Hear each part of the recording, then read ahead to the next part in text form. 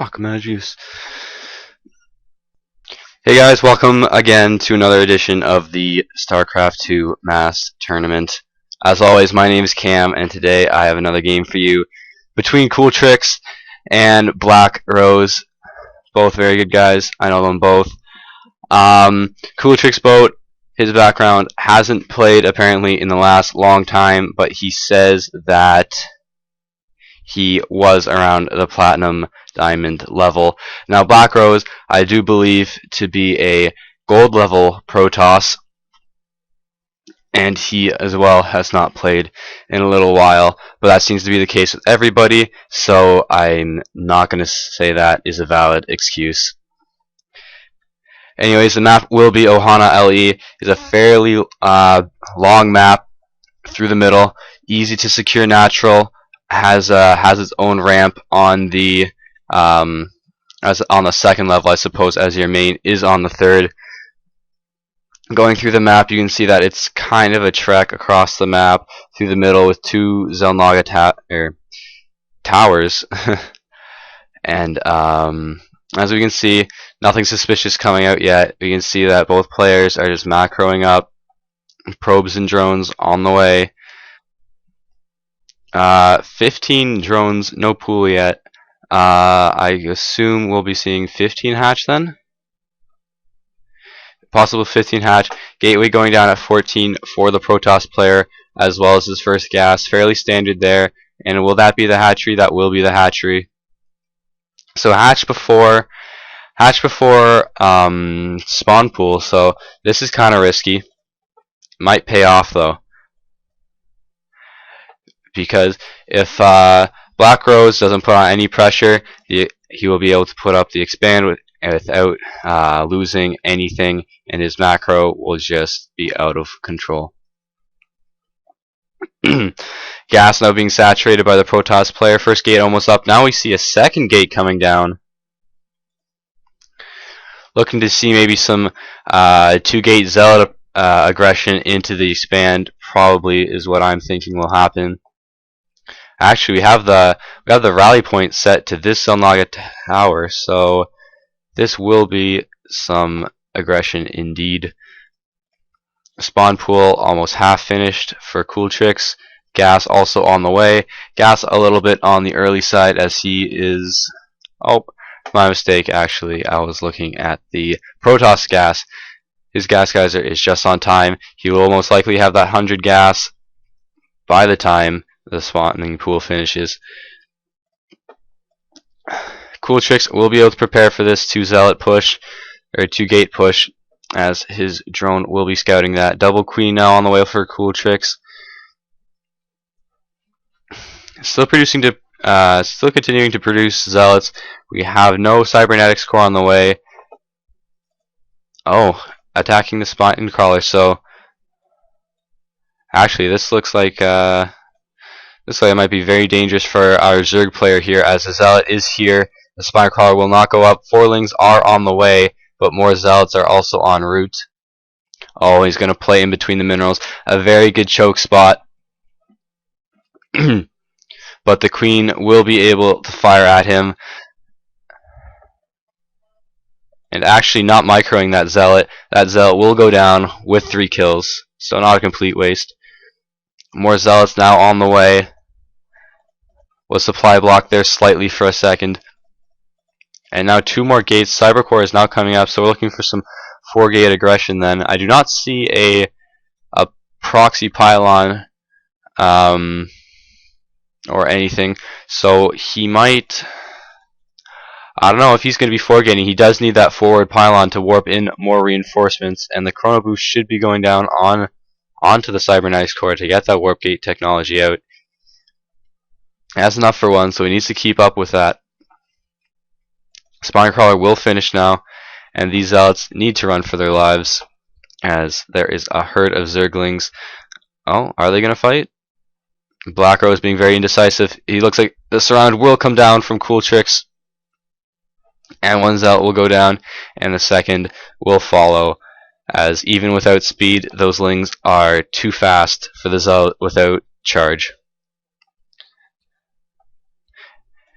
Now 2 zealots down, he will be forced to probably expand, as his early aggression did fail. These Zerglings could run in, as there is no wall.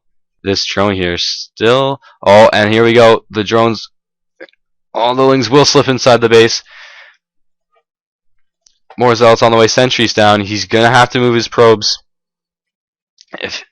Oh, what are you doing? Move your probes. There goes the probe transfer. Hold micro. Speed finishes just in time. He will be able to chase down those probes, which should not have moved that way, because now they are running away from the army. These lings are just shit disturbing. Anyways, 13 drones on the way. CooLTrix not worried about a counter push, which he maybe should be, because warp gate tech is about to finish. 4 gates down. But I suppose, seeing that his own the Protoss expand is going down, he thinks that the aggression will finish. Ooh, nice force fields. Oh, not quite safe to call that a wall.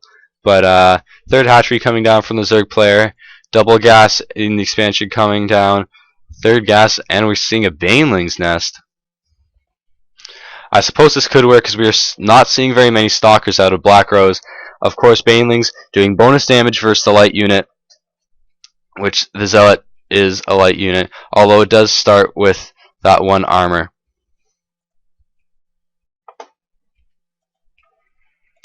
Just lots of Zealots on the way, which is not going to work. Banelings, perfect for this situation right now. Robotics facility, probably going into the Colossi. Immortals, not going to be very good, because we have not seen any Roach tech out of our Zerg player. Third base, 80% completed. Finally seeing the scouting drone. He will force that away. Now we see a huge wave of Zerglings and Banelings coming in, but BlackRose is going in for an attack. So many lings though. The force fields are going to have to be spot on, and he is going to have to focus fire those Banelings with his... Oh no, the Banelings! Lots of splash damage off onto the army. Great force fields, but I think there are just too many lings, and Banelings doing amazing splash damage, and now this army will be surrounded.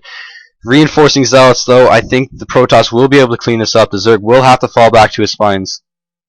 22 more lings on the way, but all these Zealots are very low health, and they will go down relatively quickly. Big hit on that. Baneling getting off onto 3 Zealots. And now all trying to force field out the Zerglings, but the Zerglings are so small and will fit through every little tiny crack, and now the force from the Protoss will be cleaned up. Every single last sentry and Zealot will go down, which will set the Protoss player back quite a bit, because his economy is now vastly behind. Lings streaming down to the Protoss base for some sort of counterattack. We can see that third base also becoming saturated. Gonna poke up this ramp here. There are only 4 Zealots and 4 Stalkers now warping in, and these probes are just gonna die. He should be running them. Oh, and the Zerg opting not to attack them and going right for the main. Bit of an early pull-off from the Protoss player. Protoss player has that Robotics bay down, so he will be going for those Colossi, but he has lost just so many workers to those Zerglings.